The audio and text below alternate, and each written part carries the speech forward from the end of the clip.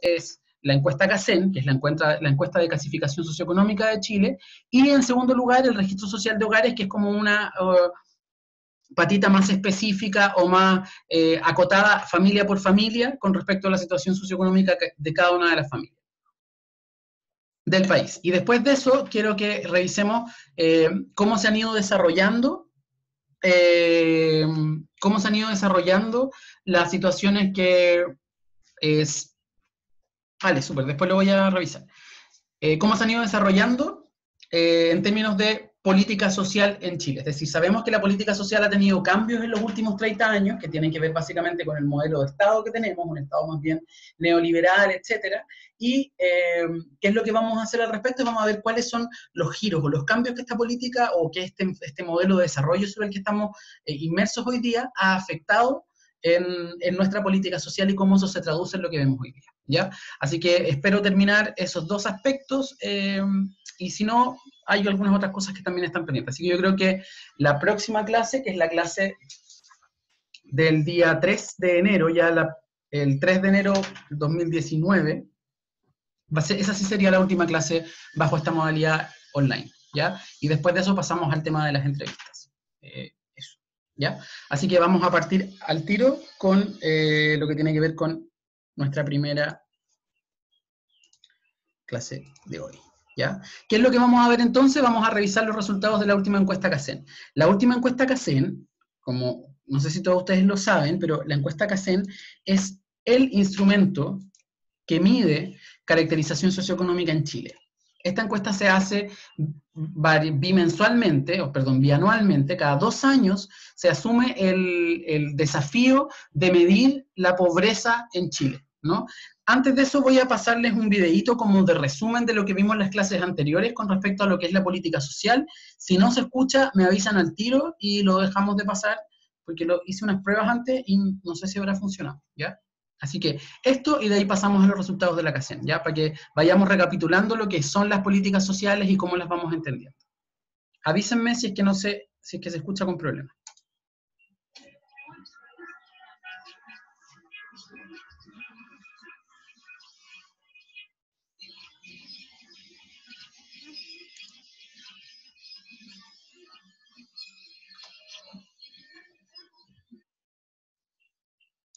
¿No se escucha?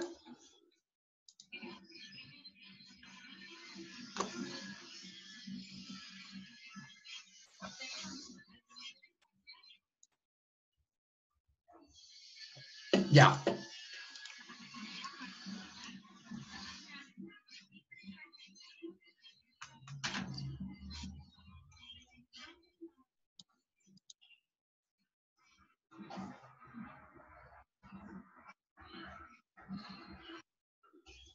Ya, bueno, vamos a pasar el video entonces, ya que no se escucha bien, y vamos a pasar a lo que sigue nomás, pues. Pero la idea tenía que ver con un poco con recordar lo que vimos en la clase anterior, que tenía que ver con qué era una política social, cómo se definía, cómo la entendíamos, y cómo esto conversaba un poquito con lo que hemos visto de políticas públicas. Lo importante, o el foco importante con respecto a lo que tiene que ver con la redistribución de los bienes y servicios que se producen en el país, particularmente en los sectores más vulnerables, y linkearlo también con lo que vimos en la clase anterior de las políticas familiares, que tiene que ver con cómo nos hacemos cargo de la brecha de género que se genera en nuestra sociedad y cómo las políticas públicas se hacen cargo de ir levantando un poquito ese proceso, ¿ya? Así que era básicamente para que hiciéramos como un resumen a modo de introducción. Y nada, vamos a partir entonces. ¿Qué es lo que vamos a partir? Primero entendiendo que la política social chilena se basa en varios instrumentos, pero el instrumento más importante que rige el funcionamiento de la política social en Chile es la encuesta CACEN, ¿ya? ¿Qué es lo que es la encuesta CACEN? Aquí en la presentación, la clase anterior ya se las mandé al correo ahora antes de entrar, ¿ya? Así que para que la tengan ahí está la clase y está el link también. La política social se mide a partir de esta encuesta CACEN. Esta encuesta, que es la encuesta de caracterización socioeconómica, se mide desde los años 80, ¿no? Y lo que busca de alguna forma es ir calibrando o evaluando cómo está la situación de la pobreza en Chile en distintos aspectos. Durante los últimos años, particularmente a partir del año 2015, se genera un cambio bien importante en la CACEN. La CACEN originalmente medía solamente pobreza por ingresos, ¿Ya? ¿Qué significa eso? Significa que para evaluar si es que una familia o una persona está en situación de pobreza o de extrema pobreza, lo que nos importa es de saber cuánto dinero tiene mensualmente para satisfacer sus necesidades básicas. Por lo tanto, si una persona tenía un rango de X o Z monto mensualmente para satisfacer sus necesidades básicas, podríamos decir si esa persona estaba en situación de pobreza o en situación de indigencia o extrema pobreza. A partir del 2015 se genera un cambio bien importante que lo que hace es entender que la pobreza es un fenómeno multidimensional y por lo tanto el dinero o los ingresos son una variable importantísima a la hora de medir pobreza, pero no puede ser la única variable a la hora de medir pobreza. ¿Ya? ¿De qué otras variables nos fijamos? Tiene que ver con que la pobreza no solamente es un fenómeno que tiene que ver con cuánta plata tenemos o no para satisfacer nuestras necesidades básicas, sino que también tiene que ver cuántas redes tenemos, cuál es nuestra capacitación, cuál es nuestra formación, cómo es nuestra educación formal o informal. Y todo eso quedaba fuera de la medición de la pobreza históricamente. Por lo tanto, por recomendaciones que hace el PNUD, que es el Programa de Naciones Unidas para el Desarrollo, ¿no? Que es como el gran paraguas internacional que fundamenta nuestras políticas sociales, dice, ojo, tenemos que avanzar y este avance nos demanda que tengamos mediciones de pobreza que sean más avanzadas y más complejas. No podemos quedarnos midiendo única y exclusivamente lo que le ingresa a cada una de las familias mes a mes, sino que tenemos que ir mirando también cómo funcionan las redes de apoyo y el acceso a los servicios y políticas sociales del Estado. ¿Ya? Y así es como se levanta la pobreza por ingresos, que es un indicador muy importante, pero también la pobreza multidimensional. ¿Ya? Así que vamos a ir revisando primero los resultados de la pobreza por ingresos. ¿Cómo se define o cómo entendemos nosotros la pobreza por ingresos según esta encuesta, ¿no? La encuesta CACEN del 2017. Primero, se establece dos tipos de personas en situación de pobreza. Tenemos personas en situación de pobreza y tenemos personas en situación de pobreza extrema, ¿ya? Y es importante hacer esta distinción, porque eso de alguna forma nos marca la pobreza más ruda, es la pobreza extrema, ¿ya? Lo que antes se llamaba indigencia en las políticas o en las encuestas que hacían anteriores, probablemente antes del 2015 se hablaba en Chile de indigencia y no de pobreza extrema. Hoy día el concepto que se utiliza es el concepto de pobreza extrema. ¿De qué hablamos cuando hablamos de una persona en situación de pobreza? Primero, son aquellos hogares cuyos ingresos son inferiores al mínimo establecido para satisfacer las necesidades básicas de sus miembros. Y cuando hablamos de necesidades básicas, estamos hablando no solamente de necesidades que tengan que ver con la alimentación, estamos hablando con necesidades de salud, con necesidades de educación, con necesidades de vivienda, con necesidades de trabajo. ¿Ya? Se hace una mezcla de alguna forma mucho más compleja y grande. En cambio, cuando hablamos de pobreza extrema, hacemos referencia particularmente a las familias que no tienen ingresos para satisfacer sus necesidades alimentarias. ¿Ya? ¿Queda claro más o menos la diferencia? Situación de pobreza tiene que ver con no poder cumplir o no poder cubrir las necesidades básicas con nuestros ingresos o con los ingresos que tiene cada familia. Y ese punto también es importante. Por ingresos también se consideran o se contabilizan los ingresos monetarios o no monetarios que se accede a través del Estado. Es decir, si una familia recibe una beca estudiantil o recibe un bono mensual o el bono marzo o un bono por ingreso ético familiar en el departamento social de un municipio, etcétera, eso también se va contabilizando. No solamente es lo que autogenera una familia, sino que también se contabiliza aquellos recursos que son entregados por el Estado vía asignaciones directas, vía bonificaciones o vía subsidios, ¿ya? Para ir como de alguna forma incorporando esos recursos que la política social asigna a cada una de las familias a la hora de medir pobreza o pobreza extrema. Entonces tenemos esos dos ámbitos. La línea de la pobreza extrema tiene que ver con cuando las personas no logran o las familias no logran satisfacer las necesidades alimentarias básicas indispensables. Para eso existe en la página anterior, en esta que está acá, aquí queda un link, ¿ya? Para que ustedes puedan entrar y revisar el estudio de la CACEN de este año, que siempre es bueno que le echen una miradita, y en ese link ustedes van a poder encontrar la canasta básica, que es lo que contiene la canasta básica, ¿no? Es decir, la canasta básica de alimentos es una canasta Allison, es una canasta que incorpora alimentos y en algunos casos también incorpora servicios para medir la pobreza. Allison levantó la mano. Diga.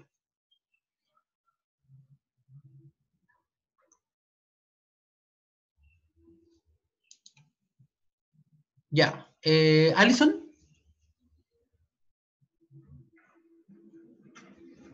Ya, el video se los voy a mandar al correo. Ya, Allison quería decir algo, pero no lo veo. Ya, voy a continuar.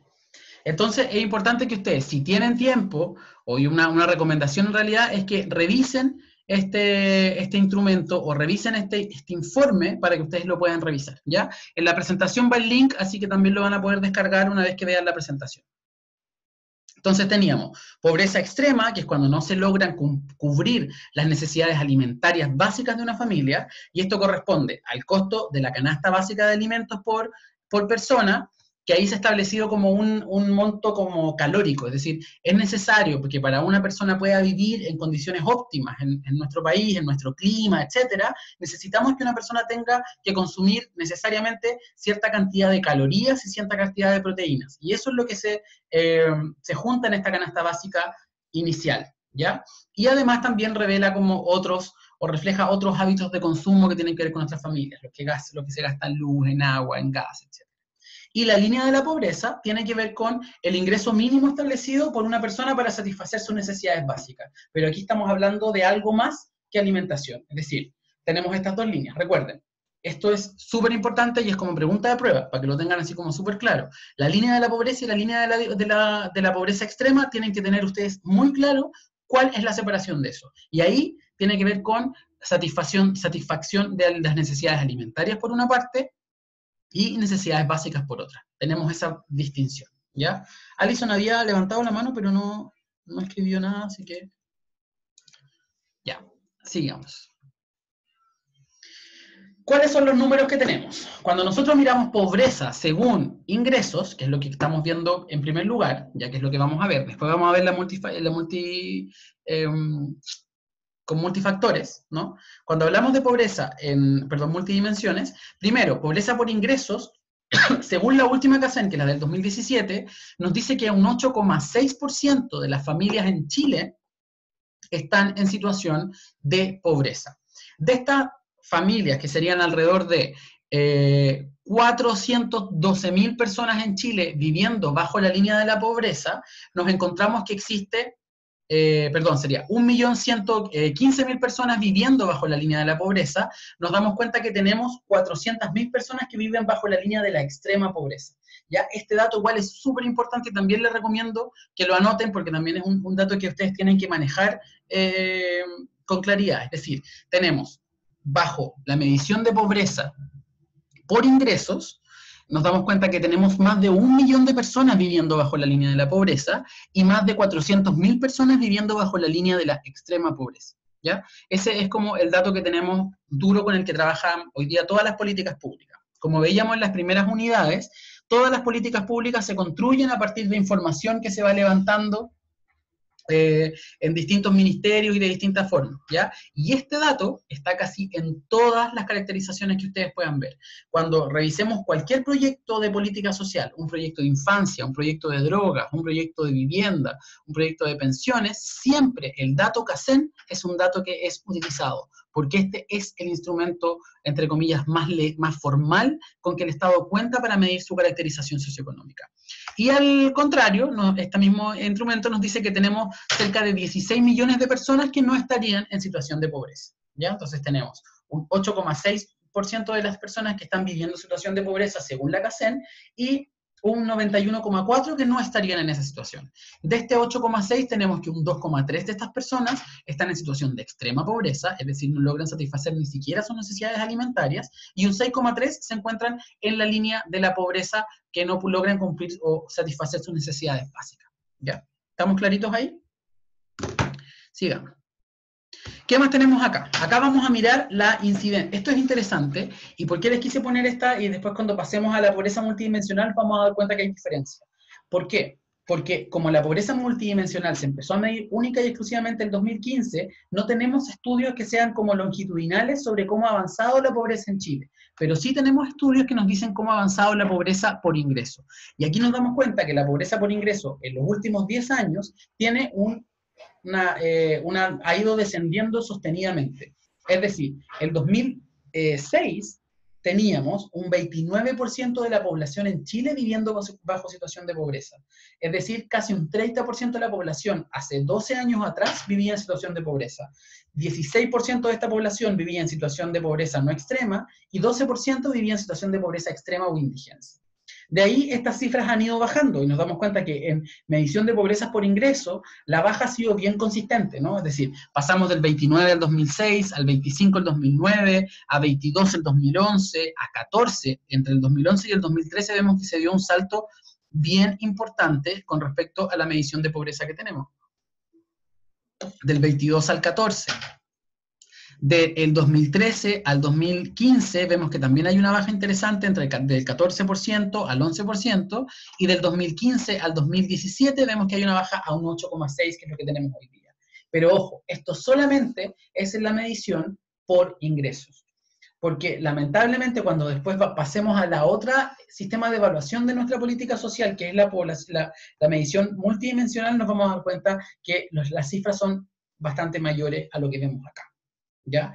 ¿Por qué? Porque aquí solamente medimos una variable. Y como ustedes sabrán, la pobreza es una situación que tiene muchas variables asociadas. Por lo tanto, no nos podemos quedar única y exclusivamente con la variable de ingreso mensualizado para cada una de las familias. ¿Ya?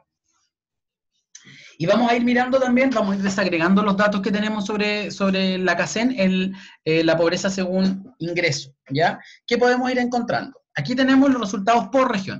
Nos damos cuenta entonces que a nivel país tenemos, ¿cierto?, un 2,1, que es lo que tenemos acá anotado, que es como la brecha promedio, y nos vamos a ir dando cuenta de cómo está la situación por las distintas regiones. Aquí vemos, por ejemplo, que en la región de Coquimbo tenemos un 2,7. Entonces teníamos, como veíamos acá, un 2,3 de pobreza, ¿cierto? Y en nuestra región, en particular, estamos en un 2,7. Por lo tanto, estamos bastante más alto del promedio país en términos de la medición de la pobreza extrema, ¿ya? Para que lo tengamos también en cuenta y lo podamos ir mirando. Es decir, nuestra región tiene una situación un poquitito peor que otras regiones. Pero ojo, hay otras regiones que tienen situación de pobreza extrema muchísimo peor que la nuestra. Y ahí, durante el último tiempo, a propósito del caso de Camilo Catrillanca, ha salido esto como un argumento muy repetido, pero no menos cierto por parte de la clase política, que tiene que ver con que la pobreza en la Araucanía es particularmente alta. Es decir, la región en Chile que concentra el mayor nivel de pobreza extrema es la región de la Araucanía, que tiene un 4,2, es decir, se nos duplica la media nacional o el promedio nacional de pobreza en la región de la Araucanía. Y si nos damos cuenta y miramos el gráfico, nos damos cuenta que de la metropolitana al sur, la pobreza tiende a aumentar. En cambio, el norte tiene cifras que están más bien parejas o acercadas, o de alguna forma como que se acercan al promedio nacional de pobreza, ¿ya? ¿Qué otra cosa vamos a revisar? Pobreza extrema según género. Una de las cosas que revisamos también en la clase anterior tenía que ver con cómo los temas de género afectan o se evidencian en nuestros indicadores.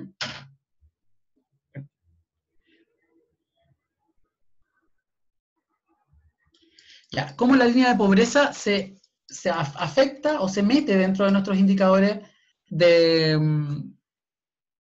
perdón, los temas de género se meten en nuestros indicadores de pobreza. Y aquí miramos los números y son también bien claros. Nos damos cuenta, por ejemplo, que en términos de pobreza por ingreso, la diferencia es importante entre hombres y mujeres.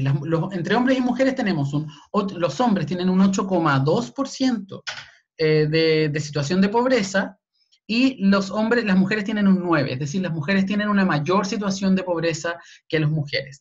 En y esto también es interesante mirarlo, que si miramos la base del gráfico, nos damos cuenta que en indigencia la diferencia no es tanta, pero en pobreza o en línea de pobreza general, nos damos cuenta que sí hay una diferencia que es interesante o estadísticamente significativa, ¿no? Es decir, la diferencia entre el 2,2 de pobreza extrema y el 2,4 de pobreza extrema de mujeres es mínima, ¿no? Pero entre el 5,9 y el 6,6 que tenemos en pobreza general, nos damos cuenta que hay una cifra que es interesante y que desde lo que nos indican los datos, no es una cifra que es irrelevante estadísticamente, ¿ya? Hay una situación que es interesante ir revisando.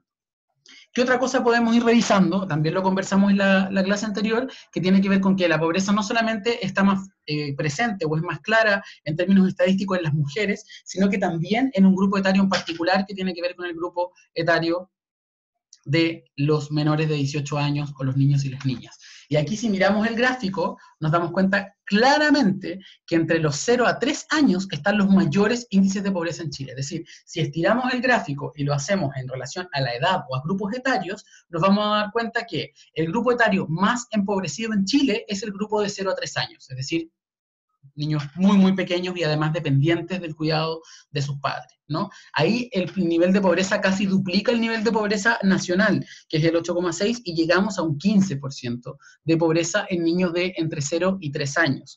De ellos, un 10% está en el margen de la pobreza o en situación de pobreza, y un 4,3% está en el margen de la situación de extrema pobreza. Es decir, tenemos que el promedio general es un 2,3, como vemos acá, es un 2,3, y en los niños de 0 a 3 años, este número, que es el más complejo de todos, es decir, son niños que no tienen para satisfacer sus necesidades alimentarias en Chile, es el 4,3 de la población. Es decir, hay una política, nuestra política social tiene que avanzar hacia esa línea porque evidentemente es un grupo con mayor vulnerabilidad.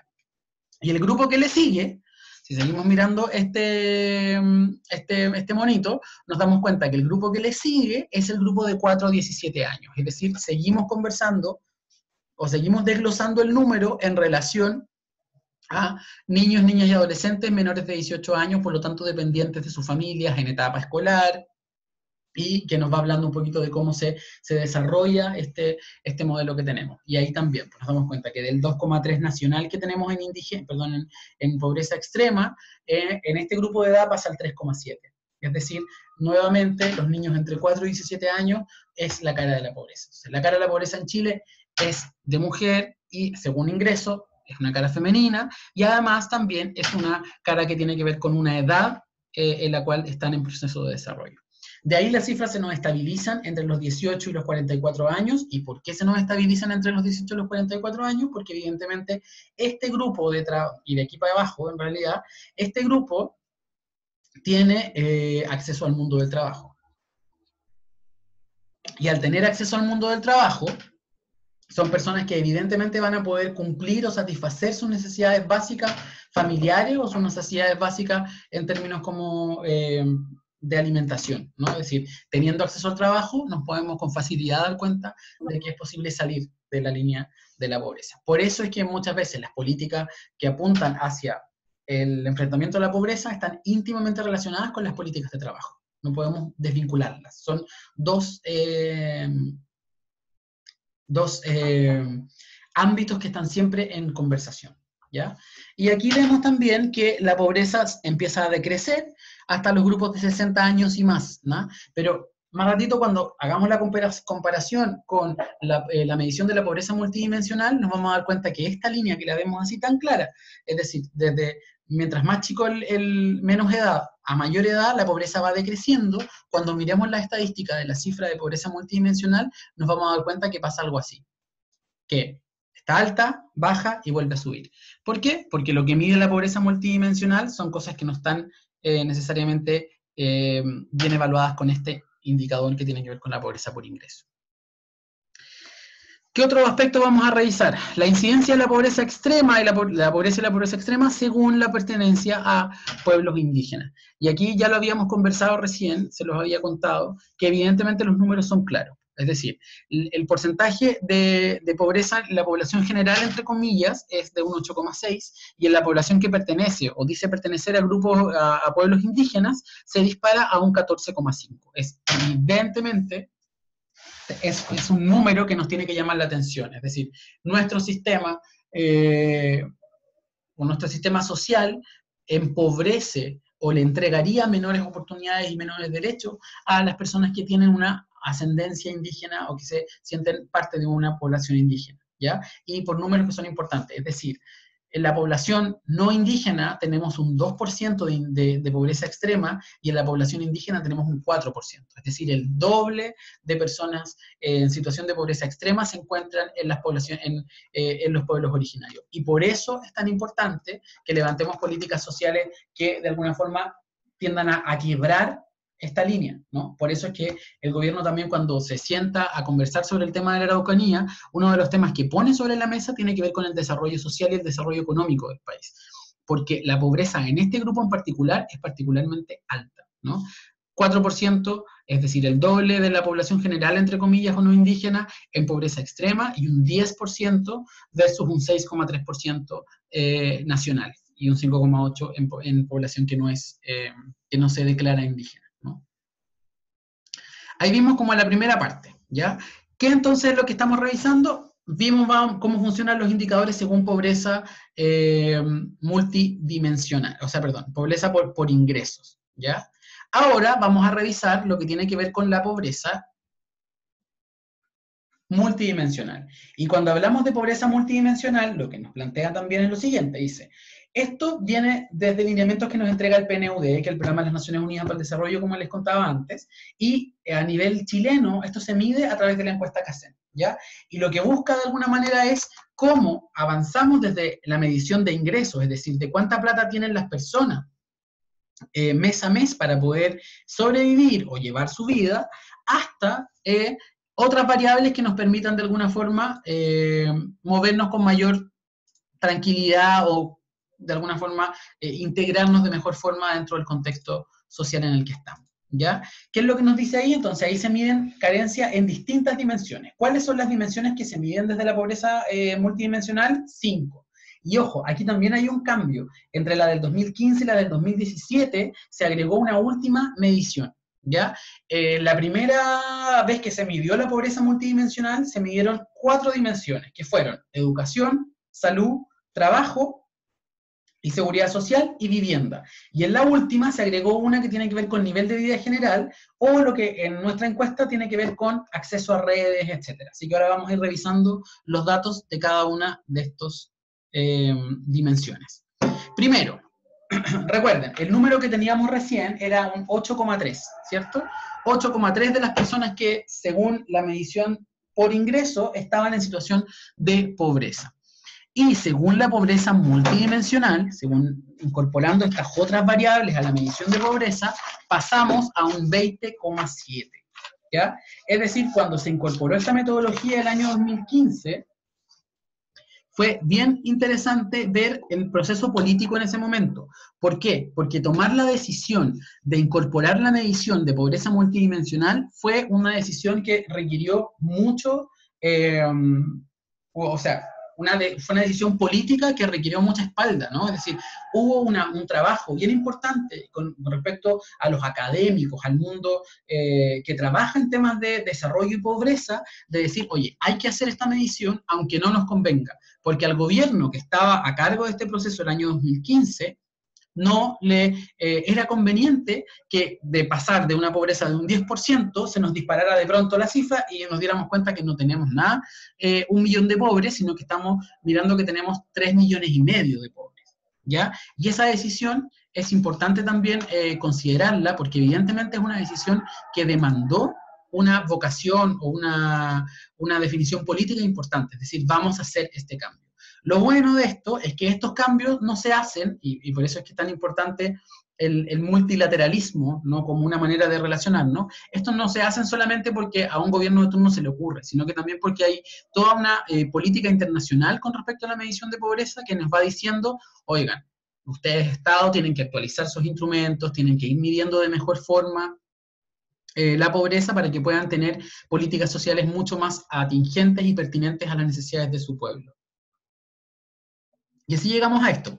Es decir, pasamos de un 8,3% de pobres en la medición por ingreso, que eso representaba alrededor de 1 millón de personas, ¿cierto?, a un 20,7% de personas en situación de pobreza, lo que representa aproximadamente 3.500.000 personas en situación de pobreza. ¿Ya? Por lo tanto, las políticas del Estado evidentemente tienen que cambiar y las políticas sociales en particular tienen que cambiar. Es distinto generar políticas sociales para la pobreza de 1.100.000 personas en Chile a generar políticas contra la pobreza para 3.500.000 personas. ¿Ya? Estamos hablando en términos de dimensiones, de necesidades, de instrumentos necesarios, que es algo totalmente distinto. Por eso es que muchos de los académicos que trabajaban en el mundo o en estos temas de desarrollo y pobreza venían bogando porque se hiciera este cambio. Es decir, porque nuestra política social hasta antes del 2015 estaba respondiendo a una sociedad que no estaba correctamente medida. Es como, ¿qué era lo que decían los académicos en ese momento? Es como cuando uno va al doctor, ¿cierto? Cuando uno va al doctor y tiene una enfermedad cualquiera, ¿qué es lo que, una de las cosas básicas que uno hace cuando llega al doctor? Te toman la presión y te toman la temperatura, ¿cierto? Pero si tenemos el termómetro malo y la máquina de la presión, que no me acuerdo cómo se llama, mala, evidentemente vamos a tener, el doctor jamás va a poder dar con un diagnóstico adecuado y por lo tanto dar un tratamiento adecuado. Entonces lo que decían los académicos que trabajan en estos temas en esos años, antes del 2015, es decir, tenemos que actualizar nuestro instrumento, porque si seguimos tomando la presión con un toma presión, no sé cómo se llamará, malo, que está tomando la presión más baja o más alta, nunca vamos a poder responder como corresponde. Es decir, si no nos damos cuenta que nuestra sociedad tiene fiebre, en términos como este enfermo tiene fiebre porque el termómetro está malo, está midiendo por sobre o por bajo, tampoco vamos a poder responder nunca a las necesidades concretas que tiene nuestra población. Y por eso se hizo este cambio y es tan importante tener en cuenta este cambio. Todavía muchas de las autoridades políticas siguen un poquito pegadas con los indicadores de pobreza por ingreso y ha costado ir incorporando esta variable de la pobreza multidimensional como el instrumento o la herramienta para medir el desarrollo y la pobreza en Chile, ¿ya? Entonces aquí tenemos esta nueva cifra, que es la cifra asociada al indicador de pobreza multidimensional. Les recuerdo que llenen la lista de asistencia, por favor, chiquillos, ¿ya? Para que no tengamos problemas. Y aquí tenemos las 5 dimensiones, ¿ya? Y vamos a revisar las 5 dimensiones para ver qué es lo que está midiendo esta pobreza multidimensional desde el 2015 hasta la fecha. Primero, educación, ¿ya? Y ahí nos damos cuenta que además, aquí vemos un numerito que es 22,5, ¿cierto? Veíamos que nuestra pobreza multidimensional total es un 20,5. O el indicador de pobreza en la dimensión de educación alcanza un 22,5%, ¿ya? Es decir, un 22,5% de la población que es encuestada a propósito de la CACEN y está en situación de pobreza si medimos la variable de educación. ¿Y cuáles son los 3 variables que se miden en esta dimensión? Primero, asistencia escolar. Evidentemente, un niño en edad escolar que está fuera del colegio porque no asiste, es una persona que está en situación de mayor vulnerabilidad. La deserción escolar, el ausentismo escolar, son variables importantísimas para medir el vínculo de una familia con su contexto educativo y su posible desarrollo, ¿no? Entonces, asistencia. Primera variable que se evalúa dentro de la dimensión de educación. Segunda variable fundamental, rezago escolar. Es decir, un chiquillo que tiene 5, 6, 7 o 10 años de rezago escolar, porque en nuestro sistema tenemos niños que tienen más de 10 años de rezago escolar, eso existe, y un niño con 10 años de rezago escolar, es decir, atrasado 10 años de curso, es imposible que pueda integrarse adecuadamente a la sociedad. Primero, porque tiene que buscar un sistema de escolaridad especial que responda a sus necesidades, y segundo, porque estos sistemas especiales para niños con tantos rezagos no están desarrollados como corresponde. Cuando conozcamos la realidad de Sename, nos vamos a dar cuenta que aquí estos 3 variables, asistencia, rezago y escolaridad, están íntimamente relacionadas.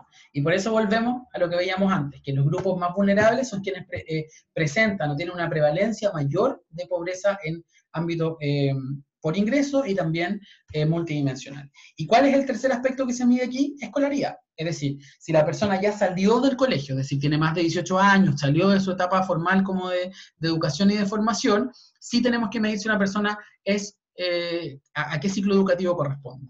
Lo que nos dice la cifra es que una persona que no tiene una enseñanza básica cumplida tiene mayores factores de vulnerabilidad que una persona que tiene enseñanza media cumplida o que tiene educación superior cumplida, o una especialización, un posgrado, etc. ¿Ya? Entonces, este también es un factor que se mide dentro de la dimensión de educación. ¿Queda clarito? Segunda dimensión, salud. Esta dimensión también pesa un 22%, nos encontramos con el mismo numerito que veíamos antes, y esta dimensión lo que nos establece aquí tiene que ver con que se miden tres variables. Primero, malnutrición en niños. Y ojo, recuerden que nuestra sociedad está cambiando, y antes cuando hablábamos de malnutrición, en los 70 o en los 80, estábamos hablando generalmente de desnutrición infantil. Hoy día, cuando hablamos de malnutrición, estamos hablando de desnutrición y de obesidad, porque sabemos que ambos son factores de riesgo para el desarrollo de todo tipo de enfermedades crónicas, etcétera, como por estilos de vida, ¿no? Así que se mide esa variable, la variable de malnutrición. ¿Qué otra variable identificamos en este sistema? Tiene que ver con la adscripción al sistema de salud. Cuando hablamos de adscripción al sistema de salud, tiene que ver con que los chiquillos formen parte o estén insertos dentro de un sistema de salud. Puede ser su consultorio, si están en el mundo privado, que tengan un médico, etcétera, ¿no? Porque hay todavía chiquillos que no están adscritos al sistema de salud. Por nuestra legislación, no es posible que a un niño se le sea denegado su acceso a la salud. Eso es un derecho de los niños y de las niñas. Pero no todos los chiquillos tienen controles de niños sanos cuando corresponden, no todos los chiquillos tienen las vacunas al día como corresponde, ni tienen acceso a un pediatra cada cierto tiempo para atender a sus problemas de salud. Entonces, primero, nos interesa la nutrición de los chiquillos o de los niños y las niñas en Chile, y de los adultos también, porque recuerden que este indicador no es solo para niños, sino que también es para la población general, y además están adscritos o no a un sistema de salud. Existe mucha gente en Chile que siendo mayor de 18 años, porque no tiene trabajo, no está adscrito a ningún sistema de salud, ¿no? Ni siquiera están en la línea de lo que se llama FONASA A, que es como la FONASA indigente, entre comillas, para las personas que están en situación de pobreza. No existe. Por lo tanto, esa es una de las mediciones. Hay muchas personas que no tienen ningún sistema de salud y que ese se contabiliza como un factor negativo o de alta vulnerabilidad. Tercer punto que se evalúa acá, atención de salud.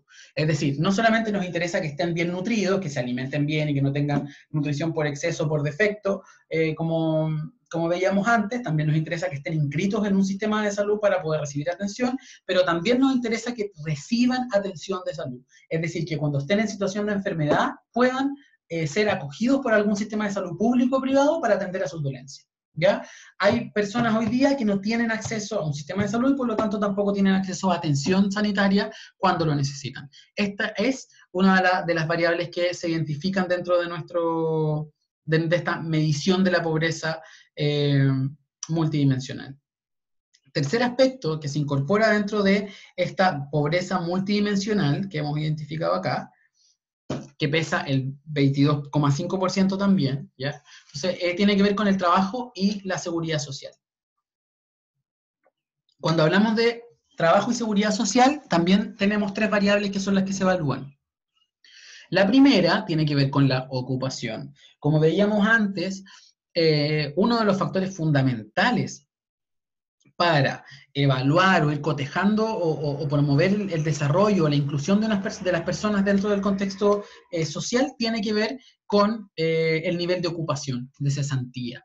La cesantía está asociada a no contar con ingresos permanentes para resolver necesidades permanentes, básicas y alimentarias. Por lo tanto, una de las primeras variables o de las variables más importantes que se miden aquí tienen que ver con la ocupación, es decir, evaluar el nivel de cesantía que tienen las distintas familias o las distintas personas.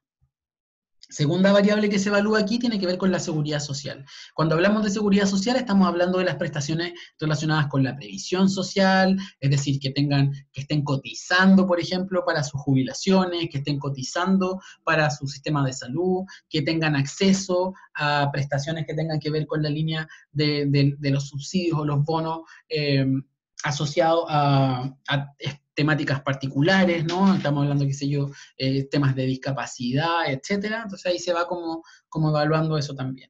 Y lo último que tiene que ver con las jubilaciones. Es decir, las personas evidentemente que tienen una jubilación muy baja están en mayor situación de vulnerabilidad que una persona que tiene una buena jubilación y aquellas personas que no tienen jubilaciones. Recuerden que el porcentaje en Chile de personas que viven única y exclusivamente con la pensión básica solidaria, que es decir, son alrededor, si es que no me equivoco, son 85.000 pesos, 75.000 pesos por ahí, que es lo que entrega el Estado como pensión básica, es todavía muy importante. Es decir, el promedio de las jubilaciones en Chile anda por los 200, 300.000 pesos, ¿no? Lo que es muy bajo. Y este es un aspecto que se mide dentro de esta medición multidimensional de la pobreza, ¿ya? Y lo último, o las últimas dos dimensiones que se miden desde esta metodología del Ministerio de Desarrollo Social, tiene que ver con la medición en los ámbitos de vivienda, ¿ya? ¿Qué hablamos de, por qué es importante vivienda? Los miramos en tres cosas.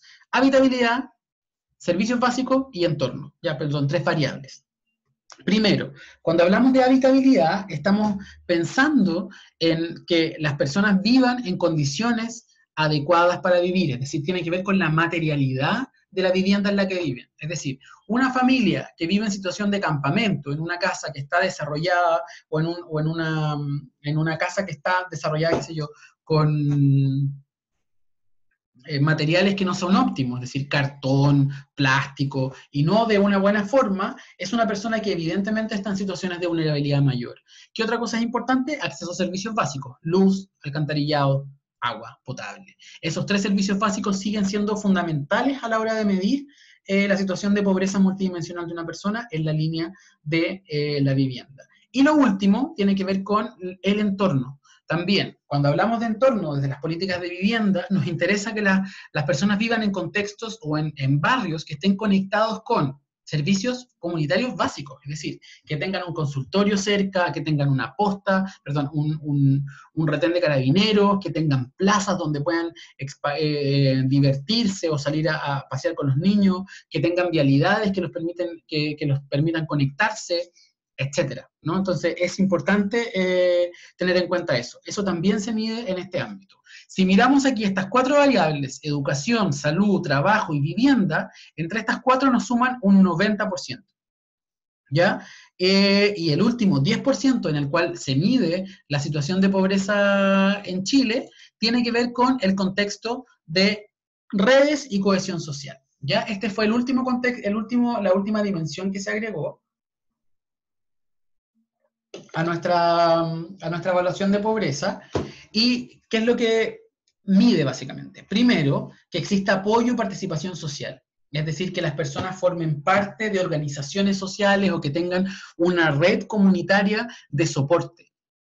¿Por qué? Porque una familia, disculpen que me están llamando mucho por teléfono. Ya, porque una familia que no cuenta con redes sociales, con aportes con soportes comunitarios, difícilmente va a poder encontrar herramientas o alternativas para salir de su situación de vulnerabilidad, ¿ya? Es decir, el apoyo y la participación social es un aspecto fundamental para avanzar en nuestras posibilidades de desarrollo. Este punto es igual, ténganlo bien en cuenta. Después cuando ustedes pasen a los otros ramos de la carrera, como psicología comunitaria, probablemente psicología social, van a poder de alguna forma darse cuenta de que mucho de nuestro trabajo se va a desarrollar en la línea de apoyo y participación social, como desde la psicología comunitaria, como desde la psicología social, como desde la psicología educacional, cuando estemos en un colegio, nuestras intervenciones tienen que ver con apoyar la participación de la comunidad en el desarrollo integrado, ¿ya? Así que es importante verlo. ¿Qué otro aspecto se incorpora aquí? El trato igualitario. ¿A qué nos referimos con trato igualitario? Tiene que ver con que las personas no sean discriminadas. La discriminación es un aspecto fundamental, es decir, hay grupos que evidentemente son más discriminados que otros en Chile, y esos grupos están en mayor situación de vulnerabilidad que otros. Por eso es que es tan importante mirar las variables de género, porque sabemos que las mujeres y las niñas son más discriminadas que las personas, que los hombres en Chile. Sabemos también que los adultos mayores son discriminados, sabemos que la población migrante es discriminada, sabemos que la población según su orientación sexual, o lo que veíamos antes también, el tema de su pertenencia a pueblos indígenas, también son focos de discriminación, y esos son aspectos que también se incorporan dentro de esta medición, ¿ok? Y lo último tiene que ver con la seguridad, y aquí entramos a los aspectos de seguridad ciudadana, entre comillas, ¿no? Nos damos cuenta que tenemos que los aspectos de seguridad ciudadana son importantes. Es decir, hay familias que viven en contextos de alta inseguridad, porque existe narcotráfico, porque existe delincuencia en los lugares en los cuales viven, o porque existe violencia intrafamiliar, etc. Y esos aspectos también son evaluados dentro de la evaluación multidimensional de la pobreza, ¿ya? ¿Se entiende más o menos hacia dónde va este modelo de evaluación de pobreza desde lo multidimensional? Sí, ya. Bacán. Voy a creer que sí. Sigamos avanzando entonces. Entonces, ahí tenemos las definiciones. Y vamos a pasar ahora a ver los resultados. ¿Cómo se materializan estas dimensiones dentro de los resultados que tenemos en nuestra última Kaizen del 2017? Que esta está fresquita, si bien dice 2017, estos resultados se presentaron este año, ¿no? Creo que se presentaron como en marzo del 2018, salió el informe con los resultados. Así que son datos muy nuevos que vamos a estar revisando ahora.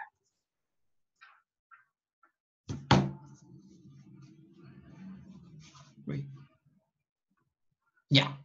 Incidencia entonces de la pobreza multidimensional. Como aquí nos damos cuenta, hasta el 2015 se incorporaron las 5 dimensiones, perdón, y antes del 2015 se evaluaban con 4 dimensiones, las que estábamos viendo antes, en rojo y en azul, ¿no? Aquí tenemos. Pero aquí falta una, porque estas estaban divididas. Trabajo y seguridad social. ¿Ya? Entonces ahí vemos el avance, ¿no? Pasamos desde una pobreza multidimensional desde el 2009 con un 27% hasta una pobreza multidimensional del 2017 con un 20,7%, ¿ya? Es decir, vemos que entre, ojo, y esto es súper importante, aquí pueden mirar esta cifra, vemos que entre el 2009 y el 2017 la evaluación de la pobreza multidimensional, esto lo hacía la CEPAL, no lo hacíamos nosotros específicamente como MIDESO, ¿no? Esto lo hacía no lo hacía el Ministerio de Desarrollo Social, lo hacía la CEPAL, que es como una institución latinoamericana que mide pobreza. Según esta medición de pobreza, veíamos que del 2009 hasta el 2017 veníamos a la baja, ¿cierto? Impecable desde la pobreza multidimensional. Pero el 2015, que es cuando se incorpora las 5 dimensiones de evaluación multidimensional de la pobreza, nos damos cuenta que subimos, ¿no? Y aquí subimos a un 20,9%, es decir, alrededor de 2 puntos y algo de aumento en pobreza, porque se incorporan las últimas variables que tenían que ver con vivienda y las variables que tenían que ver con cohesión y participación social. Ya, es decir, el peso de esas dos variables es muy importante a la hora de revisar nuestros antecedentes. Aquí vemos la pobreza multidimensional por región. Esto también lo vimos también en temas de... Lo vimos también antes en la pobreza por ingreso, entonces el porcentaje es un 20,7 como veíamos recién, y nuestra región de Coquimbo, para los que nos interesa la regionalización, es un 22,6. Es decir, nuevamente nuestra región de Coquimbo tiene está por sobre la media nacional, que es de un 20,7. No tan alejado, porque hay regiones que están más lejos, pero estamos ahí. Y de nuevo, si volvemos a mirar, nos damos cuenta que la región que tiene el mayor porcentaje de pobreza multidimensional sigue siendo la región de la Araucanía. Es decir, se nos confirma que en pobreza según ingresos, la región de la Araucanía es nuestra región más vulnerable en Chile, y en pobreza multidimensional, la región de la Araucanía es la región más vulnerable de Chile. Por lo tanto, los recursos que debiera invertir el Estado acá son evidentemente mucho mayores que los que invierte en regiones como el Biobío, por ejemplo, o en regiones como Higgins, o la región de Antofagasta, que vemos que es la región que tiene mayor nivel de pobreza en Chile, ¿ya? Esto está medido al 2017, ya que fue cuando se hizo la medición de los niveles de pobreza en Chile, según la CACEN que estamos viendo ahora. De hecho, creo que lo que leí de esta encuesta es que la recopilación de datos se hizo entre el tercer trimestre del 2017 y enero y febrero, creo que del 2018, se hizo como el trabajo de campo para hacer o tener esta información. ¿Ya? Entonces aquí estamos teniendo el resultado nacional. 20,7 entre el resultado total de pobreza, el promedio, y nos damos cuenta que la región con menos nivel de pobreza es la región de Magallanes, que tiene un 10,8, y la que tiene el mayor nivel de pobreza o la mayor tasa de pobreza multidimensional en Chile es la región de la Araucanía con un 28,5, es decir, casi el 30% de la población de la región de la Araucanía se encuentra bajo la línea de la pobreza medida multidimensionalmente.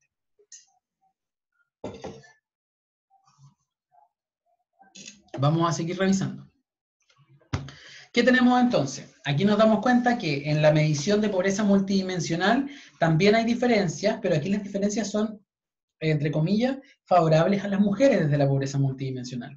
Nos damos cuenta que los hombres tienen un 21% están en la de 2015, pero miremos la de 2017 mejor. Los hombres tienen un 21,3% de pobreza y las mujeres un 20,1%. Nos damos cuenta que aquí se nos tiende a equiparar un poquito y se nos invierte la curva que teníamos en pobreza por ingreso, y en lo multidimensional las mujeres tienden a equipararse, ¿no?, con los hombres, en términos de la medición de pobreza. Aún así, las mujeres están por debajo de la media, ¿cierto? La media es 20,7, lo que habíamos visto recién, y las mujeres están en un 20,1 y los hombres tienen un 21,3. ¿Ya? Por lo tanto, ahí nos damos cuenta que hay de alguna forma un balance de la situación de las mujeres en esta medición. ¿Por qué? Porque se incorporan nuevas variables. ¿Qué tenemos acá entonces? Tenemos que la pobreza multidimensional por grupo etario, que era lo que habíamos conversado antes, de nuevo, si volvemos a mirar el cuadrito, y esto era lo que yo les decía antes, que, cierto que en el cuadro anterior veíamos que la línea era así, partía muy alto en de 0 a 3 años, y partía muy bajo en de 0 en de 60 años o más. En este caso en particular, lo que nos pasa es lo contrario, que la situación se tiende como a invertir. Tenemos, ¿cierto?, como una ola, ¿no?, que sube y que baja. Nos damos cuenta que de 0 a 17 años tenemos un 23%, perdón, un 22% de pobreza, nuevamente superior a la norma. La pobreza nacional es el 20,7 y los menores de 18 años tienen un 22,9, es decir, un 23%, y de ahí empieza a regularse. Empieza a bajar de 18 a 29 y llega al 21,8, porque evidentemente ¿por qué empieza a bajar? Porque son personas que empiezan a trabajar y que tienen que tener un mayor nivel de autonomía. Se tiende a estabilizar y bajar el margen de la media. Nuestra media es 20,7, recuerden ese número, y según pobreza multidimensional, entre los 30 y 44 bajamos y tenemos un 18,2, y después del 45 a los 59 años seguimos bajando y tenemos 17,9. ¿Qué nos pasa? Es que después de los 60 años empezamos a subir nuevamente el nivel de pobreza, es decir, pasamos del 20,7 al 22,1. ¿Ya? Y eso tiene que ver con que si medimos las variables de educación, de salud, de pensiones, trabajo, de participación y cohesión social, evidentemente los adultos mayores de nuevo empiezan como a decrecer en su acceso a ese tipo de variables. ¿Ya?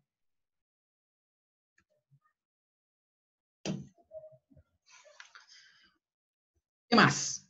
Población indígena, de nuevo, recién veíamos también en el indicador anterior, en medición de pobreza por ingreso, que la población indígena tenía una mayor presencia o mayor porcentaje de la población indígena en situación de pobreza, medida por ingreso, y en la pobreza medida por multidimensionalmente también. Se repite el mono y nos damos cuenta que tenemos que del 20% que tenemos nacional, la población indígena pasamos a un 30,2%.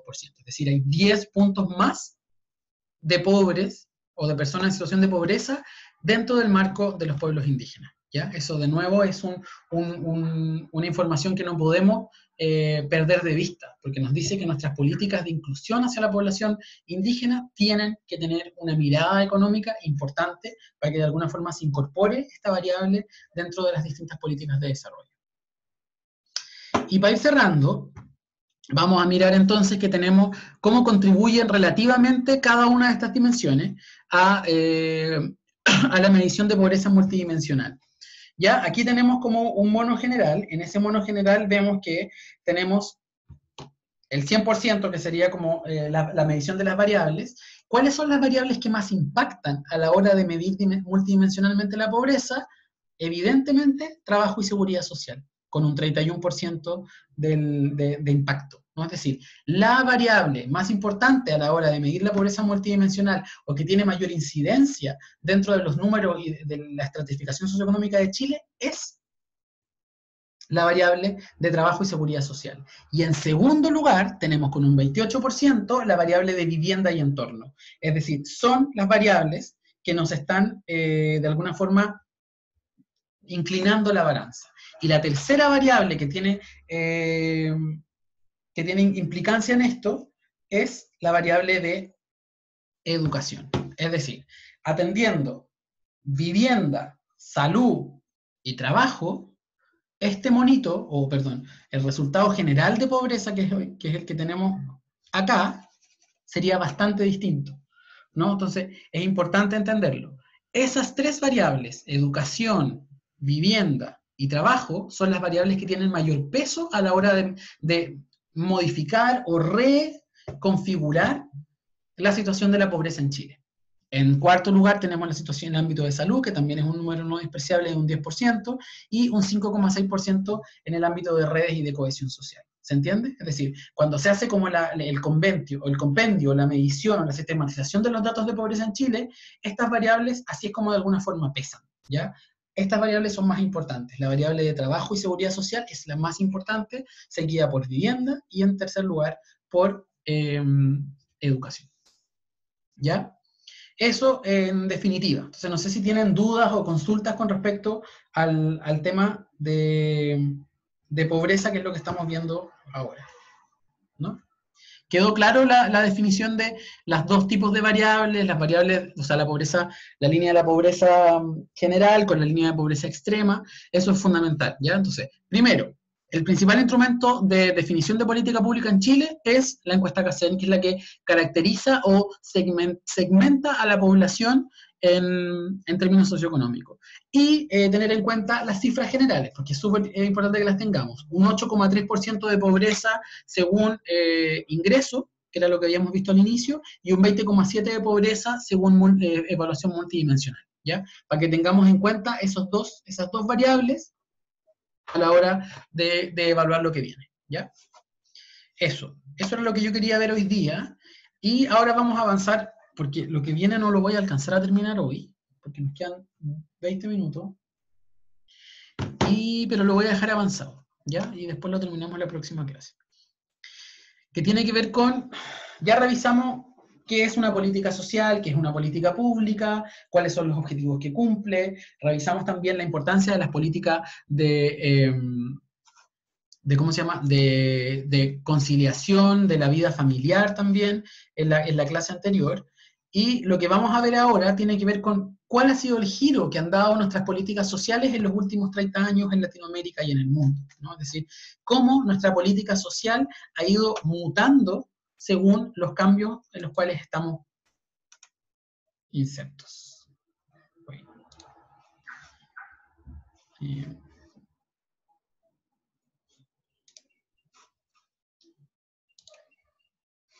Ya, y para esto vamos a ver lo siguiente, que tiene que ver con los contextos de las transformaciones estructurales en América Latina, ¿ya? Va a ser una revisión que tiene que ver con cómo durante los últimos 30, 40 años las políticas sociales en Chile han ido girando y han tenido ciertas características que antes no tenían en particular, y vamos a ir tratando de explicar cómo se genera ese giro, ¿ya?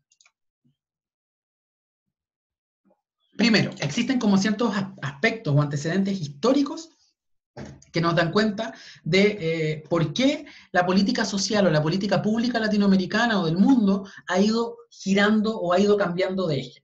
Un primer aspecto a tener en cuenta tiene que ver con la crisis del petróleo de 1973 y con la deuda de 1981. 73 y 81 son 2 años muy importantes en Chile y en el mundo, porque tienen que ver con, estamos en un proceso o en un periodo que se llamó de Guerra Fría, importante, en el cual había, ¿cierto?, dos ejes mundiales que estaban bogando por el control del mundo, ¿no?, por el control de las economías, de los territorios, etcétera, y también por proyectos políticos que estaban enfrentándose, ¿no? Entonces, ahí hay un impacto importante en lo que tiene que ver con los procesos de industrialización. Es decir, a propósito de estas dos crisis, la crisis del petróleo y la crisis de la deuda de 1981, la deuda externa, el modelo de industrialización en Latinoamérica y en el mundo cambia. Es decir, nos damos cuenta que las industrias ya no son tan grandes, que el modelo de desarrollo sentado en la industrialización no es lo preponderante, sino que existirían otros modelos que están desarrollados para generar este proceso. Y además se empiezan a articular políticas con organismos multilaterales, es decir, se empieza a instalar desde el Programa de Naciones Unidas para el Desarrollo, o desde otros programas multilaterales, otras políticas o organismos multilaterales, como el Banco Mundial, etcétera, que nos empiezan a decir que hay que irse acordando o ir generando ciertas maneras de funcionar en términos económicos y de desarrollo social, ¿ya? ¿Qué otra cosa nos vamos dando cuenta? Que van surgiendo proyectos políticos con mucha influencia neoliberal y con mucha influencia militar también en el contexto latinoamericano. Es decir, es en este marco, o en este proceso entre el 73 y el 81, en el cual se consolidan una serie de dictaduras dentro de Latinoamérica, de corte neoliberal o de corte más bien más capitalista, que van instalando una manera de hacer Estado y una manera de que el Estado responda a las necesidades de la población. Vemos también que tenemos la Guerra Fría este-oeste, es decir, entre Rusia y Estados Unidos, que fue como la Guerra Fría y finalmente se materializa todo en la caída del muro de Berlín a partir de 1990, ¿no? Es decir, ahí habían dos visiones de mundo muy contrapuestas, que tenían que ver con un Estado más centralizado, un Estado más grande, desde la línea más rusa, ¿no?, de la Unión Soviética, a la versión más americana o gringa, que tenía que ver con un Estado más pequeño y mucho más desregulado ante la población. Eso impacta en cómo se generan nuestras políticas públicas. Y además, porque se genera después de eso una situación que tiene que ver con un fracaso de los sistemas de reparto, o de alguna forma se tiende a ir desinflando los estados de bienestar en Europa en particular. Ya, es decir, esta crisis, ¿no?, internacional, lo que empieza a hacer es que los estados empiezan a recibir menos ingresos y por lo tanto se vuelve a ser mucho más difícil financiar política pública y política social en Latinoamérica y en el mundo. Se genera una situación de desfinanciamiento crónico de nuestra política social, no solamente en Latinoamérica, sino que en Latinoamérica y en el mundo. Se generan procesos de inflación muy altas en algunas partes del mundo, en el cual el costo de la vida sube mucho sin que pueda ser regulado por el Estado, y además se generan procesos de movilización social cada vez más grandes que son difíciles de controlar y de manejar por los Estados-naciones. ¿Qué otra cosa es importante entender?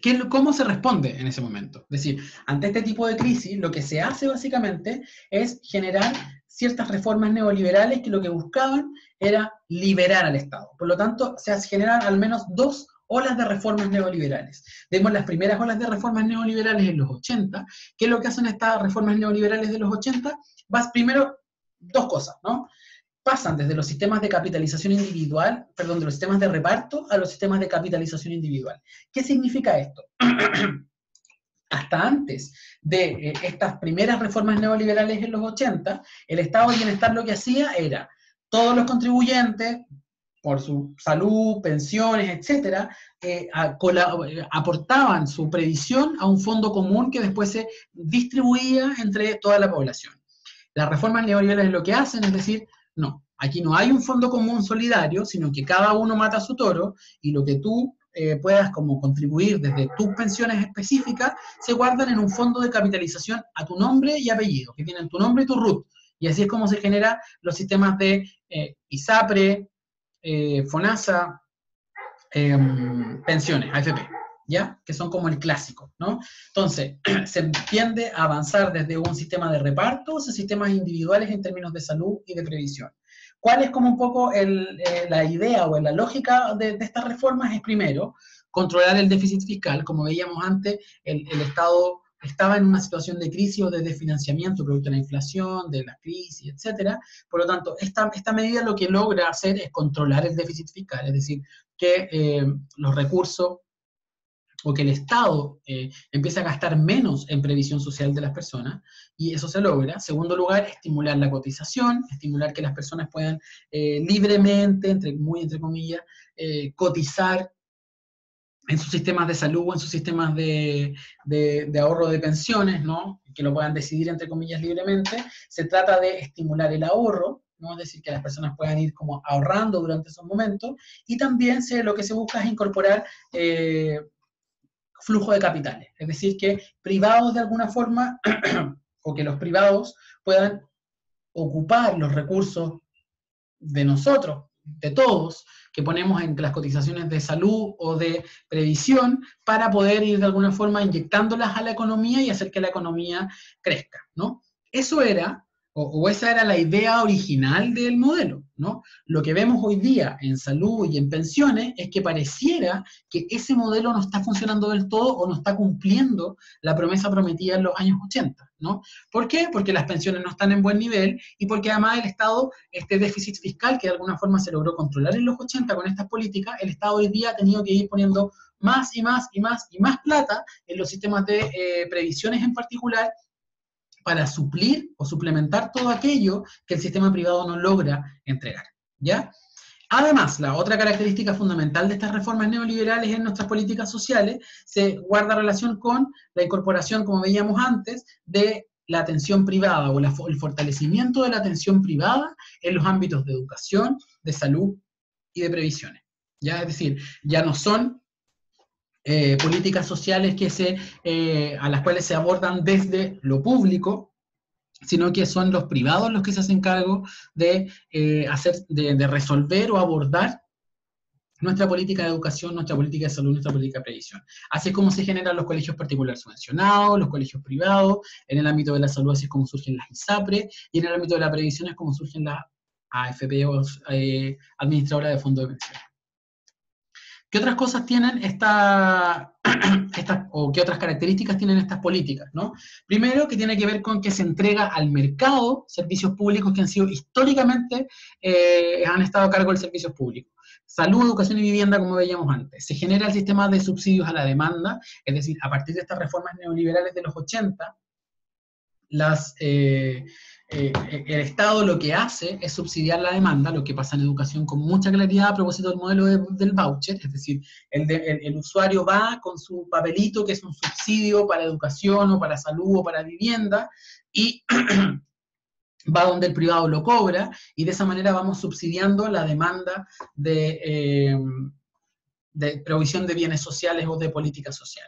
Tenemos también, se genera esta lógica de la libre elección entre oferentes del sistema público, una libre elección que es muy entre comillas, porque evidentemente esta libre elección está altamente mediada por los aspectos económicos en los cuales las personas pueden o no pueden elegir. Sabemos que no podemos elegir todos cualquier colegio, que los colegios están regulados por el arancel que te cobran, por el monto de la matrícula, de la mensualidad, pero bueno, lo que se dice en ese momento tiene que ver un poquito con eso. Tiene que ver con que se traspasan competencias y autonomía a los poderes locales, es donde surgen los sistemas de educación instalados dentro de los municipios, se sacan del Ministerio de Educación y se le ponen a los municipios, y además se hace lo mismo en salud y se les saca del Ministerio de Salud y se les pone a los municipios. Y desde ese momento empiezan los municipios a administrar salud y educación de manera descentralizada, entre comillas, pero el problema no es que lo hagan descentralizadamente, el problema es que lo hacen sin los recursos necesarios para poder garantizar un funcionamiento óptimo del sistema. Y además, se genera un cuarto aspecto que tiene que ver con la incorporación de competencia en el sistema público. ¿Por qué? Y esto lo saben ustedes, como lo sabemos todos nosotros que vivimos en la universidad, estudiamos en la Universidad de La Serena o trabajamos en ella, que el sistema se nos hace, a los sistemas públicos se nos hace competir con el sistema privado, teniendo en cuenta que los sistemas públicos no tienen las mismas flexibilidades, capitalizaciones, recursos que tienen los sistemas privados. Es decir, no se equipara la cancha, se deja a los sistemas públicos más abajo, ¿cierto? En términos de recursos financieros, de recursos administrativos, de competencia, y se les hace competir con los sistemas privados. Por eso es que lo que vemos en términos súper concretos tiene que ver con el declive evidente de los sistemas de educación pública en Chile, ¿no? Nos damos cuenta que los colegios públicos empiezan a decrecer a partir de los 80, de haber tenido la matrícula mayoritaria, alrededor del 80% de la población se educaba en los colegios públicos, y a partir de esta reforma, la educación pública empieza a decrecer, porque el sistema de competencia que se instala entre los sistemas públicos y los sistemas privados es desleal, finalmente. No hay igualdad de condiciones, y ante esa diferencia, esa diferencia de condiciones, o esa desigualdad de condiciones, siempre el sistema público tiene mucho que perder más que el sistema privado, ¿ya? ¿Qué otra cosa se hace a propósito de las reformas neoliberales? Lo que habíamos visto también un poco en la clase anterior, se entienden a focalizar los recursos en las poblaciones más pobres, ¿no? Es decir, hay focalización de la política social deja de ser universalista. Recuerden, una de las lógicas de la política social moderna tiene que ver con universalizar derechos o acceso a bienes y productos, servicios sociales y política social a la población, y lo que se hace en este caso es focalizarlos en poblaciones específicas, ¿no? Se establecen aranceles de los servicios, es decir, como ciertos cobros mínimos por algunas prestaciones, se concentran los subsidios en las poblaciones más pobres o más empobrecidas, según la lógica que teníamos en esos años, que eran los 80, ¿no? Es decir, no había una medición de la pobreza multidimensional, sino que era básicamente por ingreso. Y así es como se va focalizando. Y además se van generando procesos de estratificación social. Así es como surge la encuesta CACEN, que era lo que veíamos antes, que surge en los 80 también, para ir de alguna forma estratificando a la población y diciendo, o poniendo líneas, tú entras, tú no entras, dentro de una categoría como pobreza o indigencia, y por lo tanto tú puedes o tú no puedes acceder a los beneficios de la política social por parte del Estado. ¿Ya? Esas son como algunas de las características que vamos identificando dentro de estas reformas neoliberales que se instalan a partir de los años 80. Y bueno, ahí vemos cuáles son las características. ¿Ya? ¿Cuánto nos queda? 10 minutos. Ya. Vemos entonces las características de estas reformas neoliberales de los 80. Y esto genera, evidentemente, efectos. Y vamos a ver, ¿qué nos queda? Sí. Vamos a ver esto, y con esto terminamos, y lo vemos en la próxima clase. Estas políticas neoliberales de los 80 generan ciertos efectos para el Estado y la política social. ¿Y cuáles son los efectos que esta política social genera dentro de nuestro Estado? Bueno, lo primero, efecto virtuoso, entre comillas. Se controla el déficit fiscal asociado a las prestaciones sociales. Es decir, evidentemente el Estado deja de gastar recursos en educación, en pensiones, en salud, ¿ya? En términos súper concretos. Recuerden, antes de los 90, el Estado, además, en la política social de vivienda, el Estado construía, ¿ya? Antes de que existieran los Servius, por ejemplo, en términos de vivienda, existía la Corvi, que era la Corporación de Vivienda, y la Corvi construía viviendas. Es decir, si ustedes se pasean por muchas viviendas, qué sé yo, en La Serena, por el sector de Vista Hermosa, o en Coquimbo, en el sector del Llano, muchas de esas casas que ustedes puedan ver ahí van a ser viviendas construidas por la Corvi, es decir, fueron construidas por el Estado, es decir, era el Estado el que de alguna forma le pagaba al obrero que hacía esa casa, y era como, entre comillas, tenía la constructora de viviendas en ese momento. ¿Qué es lo que tiende a pasar con esto? Esto deja de pasar, se les entrega a los privados, se subsidia la demanda, por lo tanto se les pasa un subsidio, un papelito, para que el privado cobre después lo que la persona tiene ahí como beneficio, como subsidio, y evidentemente le sale mucho más barato al Estado. Tiene que ver un poco con funcionar con la lógica de la subcontratación, ¿no? Es decir, los contratistas, no en las mineras, que es cierto que la minera lo que hace es que contrata a una empresa, a esa empresa le paga menos de lo que gastaría ellos, porque no tienen que contratar al personal, no tienen que hacerse cargo de los derechos o de las garantías, derechos sociales de sus trabajadores, etcétera. Subcontrata a una empresa, esa empresa a su vez subcontrata a trabajadores para que hagan algunas tareas, y en algunos casos esa empresa además subcontrata otro tipo de productos que tiene que desarrollar dentro del marco de su tarea. Eso es lo que hace, lo que básicamente permite es que nuestras economías, entre comillas, se vayan saneando, y ese sanear tiene que ver con que vayan teniendo menores niveles de deuda y un mayor proceso como de, comillas, eficiencia, ¿ya? ¿Qué es lo que ha pasado? Y por eso es importante mirar esto con una perspectiva histórica, es que hoy día los datos nos dicen que esa política no es del todo óptima, porque finalmente el Estado igual tiene que volver hacerse cargo de lo que esa política no resuelve. Y tenemos que invertir 2 veces en vivienda, y tenemos que invertir 2 o 3 o 4 veces en pensiones, porque esta lógica no está resolviendo los problemas que tenía que resolver, y los adultos mayores hoy día llegan a su jubilación con jubilaciones que no alcanzan ni siquiera a cubrir la línea de la pobreza extrema. Por lo tanto, el Estado tiene que complementar y poner más recursos para que este adulto mayor por lo menos salga de la línea de la pobreza a propósito de sus pensiones, ¿no? Entonces, importante mirar esa línea. Segundo, se genera un proceso amplio de flujo de capitales, es decir, toda la plata que nosotros invertimos o que ponemos en nuestros fondos de pensiones o que ponemos en quienes tienen ISAPRE, en su ISAPRE, son en el fondo recursos que se le entregan a privados para que los privados lo inviertan y después puedan de alguna forma generar algún rédito en nuestra política social.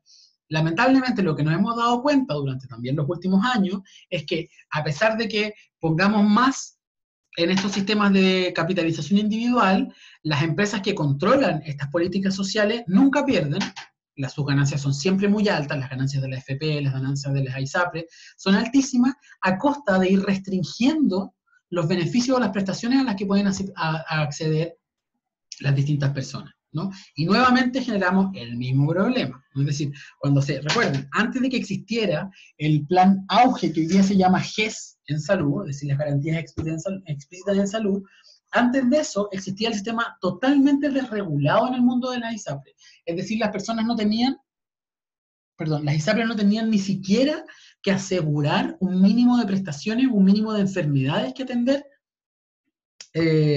dentro de los planes que las personas contrataban. ¿Y quién se hacía cargo nuevamente de esos déficits que se iban generando? El Estado o las mismas personas a propósito de sus procesos individuales, ¿ya?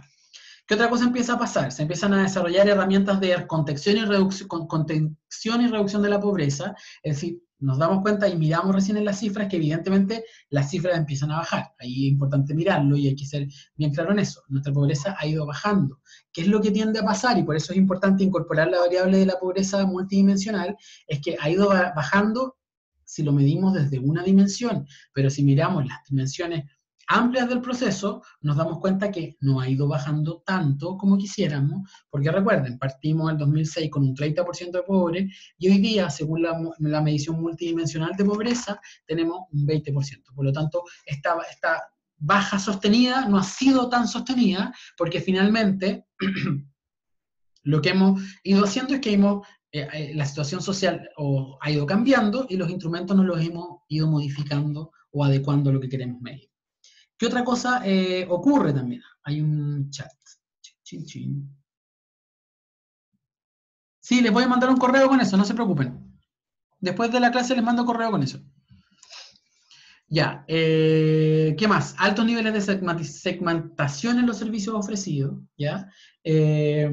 Vamos a ir trabajando en eso, es decir, cada vez más la política social se va haciendo cada vez más segmentada, ¿no? Todos los ministerios y los servicios se encargan de temas súper específicos y no se conectan entre sí, y lo que veíamos en las primeras clases es que nuestra política, los problemas sociales demandan interconexión, complejidad, entregar visiones más holísticas con respecto a un problema y no de manera tan desarticulada, ¿ya?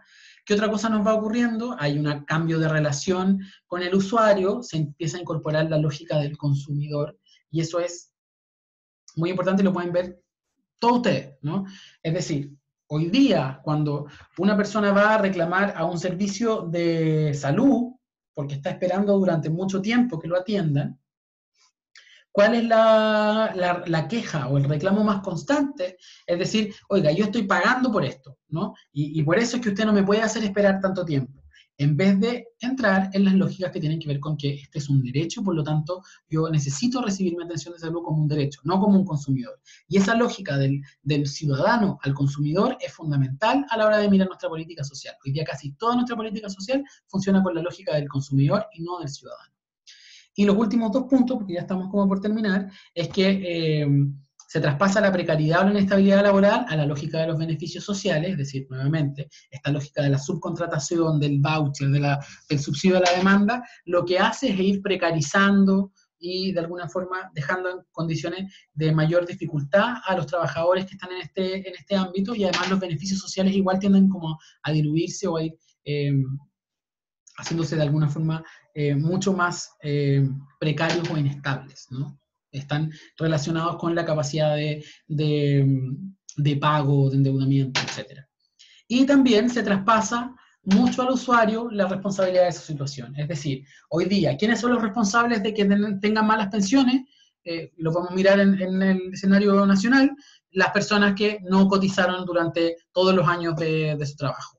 Y no cotizaron, pero ahí no nos preguntamos por qué no cotizaron durante 20 o 30 años. ¿Por qué no tuvieron trabajo? ¿Por qué tuvieron lagunas previsionales? ¿Por qué tuvieron lagunas previsionales? Porque tal vez no tenían contrato, porque por lo tanto no los contrataron como correspondía, etc.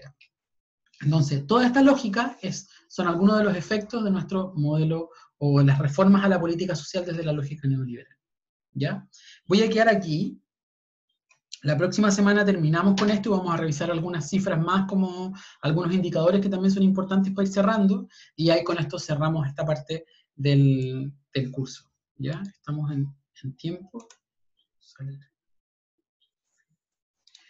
Eso. Con respecto al ensayo, ya que estaban preguntando ahí con respecto a ese tema, bueno, les voy a mandar ahora un correíto